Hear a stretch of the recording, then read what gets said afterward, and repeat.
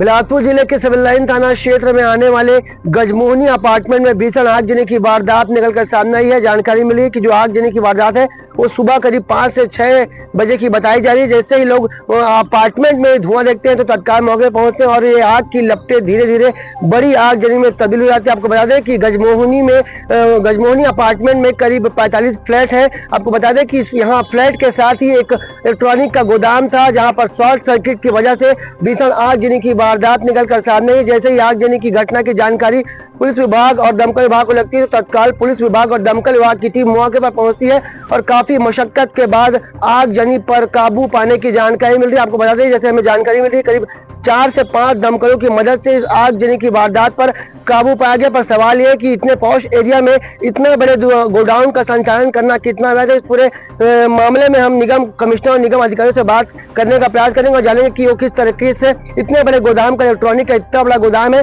जिसका संचालन किया जा रहा है। ये बात करें इस पूरे मामले में सिविल लाइन टीआई सुम्मत राम साहब का क्या कुछ कहना है। जी हाँ, मंगला गजमोहनी परिसर है।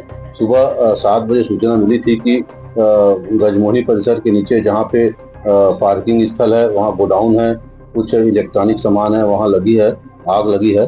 इस पर मौके पर पुलिस भी पहुंची थी, दमकल बुलाया गया था, 5-6 दमकल आई थी, आग बुझाया भी गया है और अभी मतलब जांच पर ये पाया गया है, प्राथमिक जांच पर, कि वो शॉर्ट सर्किट से आग लगी थी।